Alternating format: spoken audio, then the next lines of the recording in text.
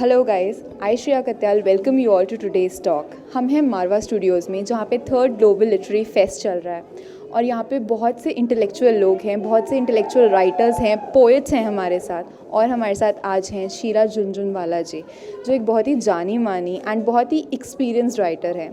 मैं जानना चाहूँगी उनसे उनका जो ये राइटिंग का जर्नी है वो कैसे स्टार्ट हुआ था, सो दैट जो एस्पायरिंग राइटर्स हैं वो भी इंस्पायर हो पाएँ और उनसे कुछ सीख पाएँ। और हाँ, एक बहुत बड़ी खुशखबरी ये भी है कि हम उन्हें लाइफ टाइम अचीवमेंट अवार्ड से सम्मानित करने वाले हैं आज। तो मैं चाहती हूँ कि वो अपनी फीलिंग्स भी शेयर करें, since she has worked so hard in this field, तभी उनको आज ये सम्मान मिल रहा है। तो उनको कैसा फील हो रहा है, तो चलिए चलते हैं और जानते हैं उनकी ज़ुबानी कि वो क्या कहना चाहती हैं हमसे। Hi ma'am, welcome to Marwah studios. यहाँ आकर के बहुत अच्छा लग रहा है मुझे। और ये पहली बार शायद तीसरी बार हो रहा है यहाँ पे ग्लोबल अवार्ड की जो लिटरेरी फेस्टिवल हो रहा है। जयपुर में अभी तक होता था, तो बहुत अच्छी बात है कि उत्तर प्रदेश में भी इस तरह की एक इवेंट शुरू हुई है, तो इट इज़ वेरी क्रेडिटेबल और बहुत अच्छा है। मैं जहाँ तक अपने बारे में बात करूँ, मैं एक छोटे से परिवार से, साधारण परिवार से आई थी। बड़े कंजर्वेटिव परिवार था।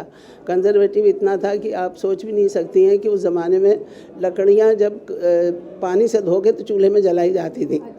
और आज के ज़माने में तो हम इसकी कल्पना भी नहीं कर सकते कि इतना परिवार कोई गाँव में या कहीं देहातों में भी नहीं होता होगा। तो मैं छोटे 6 भाई बहनों के बीच में मैं एक अकेली लड़की थी, तो इसलिए वहाँ पर मेरे लड़कियों की पढ़ाई पे उस समय ज़्यादा ध्यान नहीं दिया जाता था। कहते थे लड़कियों को चूल्हा झोंकना आएगा, उन्हें तो पढ़ने लिखने से क्या काम। लेकिन मुझे पढ़ने की बहुत शौक़ थी और इसलिए ट्यूशन करके और स्कॉलरशिप के बहाने साथ लेकर के मैंने अपनी पढ़ाई पूरी की। और पहले मैट्रिक तक पहुँचे तो मेरे ब्रदर मेरी शादी करने के लिए तैयार थे, लेकिन उसके बाद मैंने ट्यूशन और स्कॉलरशिप के ज़रिए जब बहुत दिखाया कि मैं बहुत करना चाहती हूँ, तो उन्होंने मेरे को फिर पढ़ने के लिए कह दिया। तो मैंने फिर एमए किया कानपुर से और एलटी किया। 1 साल मैंने टीचिंग की लाइन में गई, लेकिन वहाँ मेरे को ज़रा ज़्यादा वो नहीं मुझे ज़्यादा ये नहीं आया। कुछ हर वही सब्जेक्ट बार बार पढ़ाना पड़ता था। आपका इंटरेस्ट नहीं बन रहा? मेरा इंटरेस्ट नहीं हो रहा था। जैसे उस ज़माने में तो इकोनॉमिक्स में कर लिया हमने।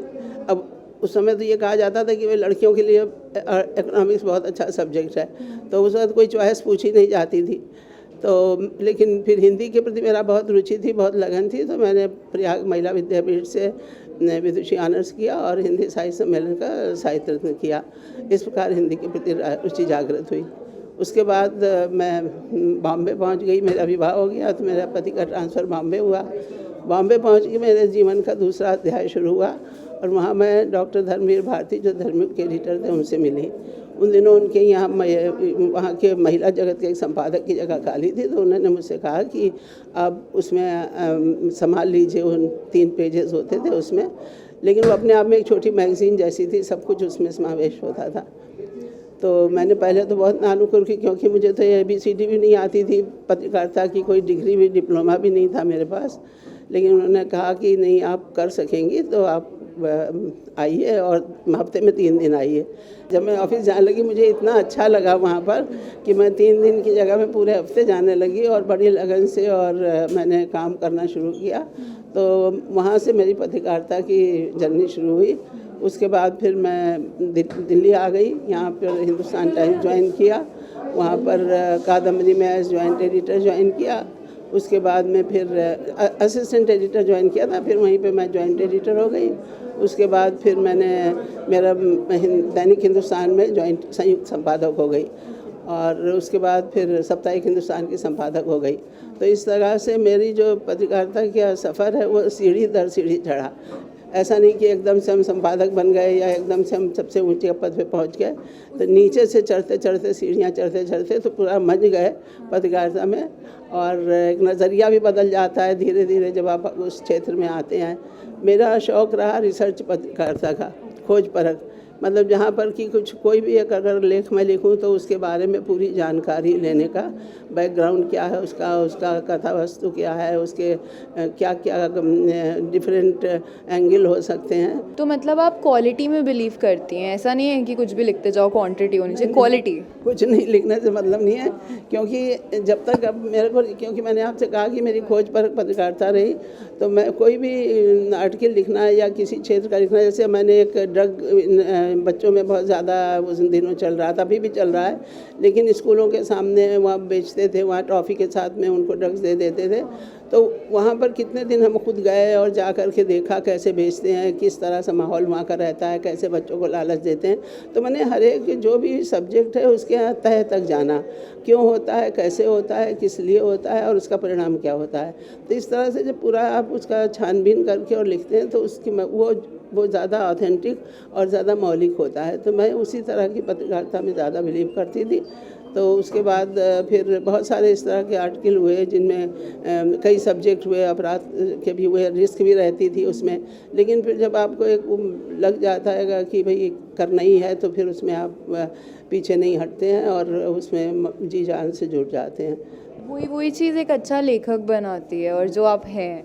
तो मैं जानना चाहती हूँ कि जो लोग लिखते हैं या लिखना चाहते हैं, लेखक बनना चाहते हैं, उनके लिए कुछ टिप्स क्या होती हैं जो आप अपनी लाइफ में अप्लाई करती हैं? देखिए, सबसे बड़ी बात तो मैं ये है कि मन में एक लगन होनी चाहिए। अगर आप में लिखने की कुछ थोड़ी सी भी क्षमता है, आप अपनी डायरी लिखने से शुरू करिए। दिन भर में आपने जो कुछ देखा या कोई इंसिडेंट देखा, कोई एक घटना हुई है, कोई छोटा सा प्रसंग हुआ, किसी से आप मिले, उनसे आपने बातचीत करी, तो उन सब चीज़ों को अगर आप लिखती जाएं, थोड़ा थोड़ा करके लिखें। ये मत सोचें कि अच्छा है कि बुरा है, धीरे धीरे आदत पड़ जाती है। और सबसे बड़ी बात यह है कि जितना ज़्यादा आप पढ़ेंगे इतना पढ़ेंगे आप तो इतना सा लिखेंगे, मतलब बहुत ज़्यादा पढ़ेंगे तो थोड़ा सा लिखेंगे।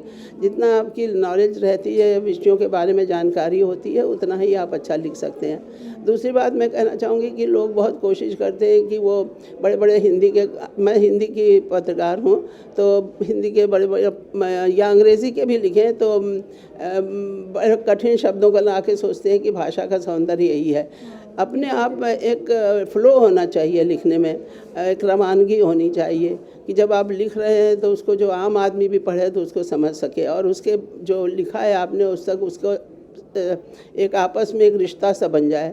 तो ये एक बात बहुत ज़रूरी होती है। ज़रूरी नहीं है कि आप कठिन शब्द लिखें, बहुत साधारण हिंदुस्तानी में भी लिख के, भाषा में लिख करके और अपनी बात को बड़े सुंदर ढंग से कह सकते हैं। और उसमें हो सकता है बीच बीच में कठिन शब्द आएँ, तो वो तो आएंगे, क्योंकि अगर आपको उस नॉलेज है, आपको ज्ञान है उस चीज़ का, तो वो आएंगे, लेकिन अपने आप स्वाभाविक रूप से आम है। तो इसमें एक बात और मेरी रहती है कि अगर अंग्रेज़ी के भी शब्द आ जाएँ या उर्दू के शब्द आ जाएँ, तो अगर अपनी भाषा में आते हैं तो उसको ले लेना चाहिए।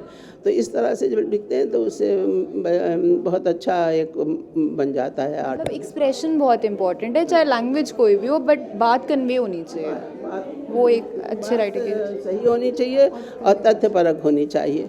ये नहीं कि अच्छा बहुत आप लंबा लिखें, उसमें आप जस्ट भी कर सकते हैं, छोटा लिखें लेकिन अच्छा लिखें। नए मैंने बहुत सारे ऐसे, मेरे इतने बड़े कैरियर में बहुत नए बच्चे आए जो आज बड़े बड़े संपादक भी हो गए हैं, कवि हो गए हैं, लेखक हो गए हैं। तो एक मैं उदाहरण दूंगी कि मेरे वहाँ पर लिखने के लिए एक डॉक्टर आए, तो उन्होंने पहले कहा कि वो लिखना चाहते विज्ञान के ऊपर। वो इतनी भारी भरकम तरीके से वो लिखते थे, तो उसमें मैंने कहा कि ये तो कोई पढ़ेगा नहीं इतना भारी भरकम।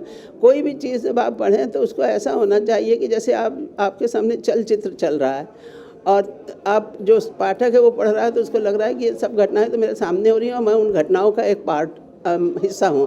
तब जा कर के वो चीज़ जो है मन को छूती है, कनेक्टिविटी बन पाए, वो जुड़ पाए आपके आर्ट से। Ma'am, thanks for sharing your valuable experience and your tips basically and your journey as well. I hope कि सब लोग बहुत इंस्पिरेशन लेंगे इससे और अपने जीवन में भी इन चीज़ों को उतारेंगे ज़रूर। और अब मैं आपसे जानना चाहती हूँ, जो आज आपको यहाँ पे लाइफ टाइम अचीवमेंट अवार्ड से सम्मानित किया जा रहा है, उसके बारे में आपकी फीलिंग्स क्या हैं? आप डिज़र्व करते हो तो हमें पता चल गया है, वेल डिज़र्व्ड है, बट अंदर क्या फील हो रहा है आपको? देखिए, मैंने अपने को कभी इतना इम्पोर्टेंट नहीं समझा कि मैं कोई बहुत महत्वाकांक्षी नहीं रही। मेरे जीवन में घटनाएं आती रहीं, जीवन बदलता रहा, मौके मिलते रहे, अवसर मिलते रहे कि कोई मेरे को अवार्ड मिले, ऐसी मेरे को कभी कोई लालसा नहीं रही। वो उसी की वजह से तो अवार्ड मिल रहा है आज। आपकी हम्बलनेस जो थी, सिर्फ काम के प्रति आपका फोकस था और आप हम्बल थे, उसी की वजह से आप आज यहाँ हो। तो वो आप अगर मेहनत करते हैं और अपने लगन से काम करते हैं तो सब जगह उनका उसको रिकग्निशन मिलता ही मिलता है।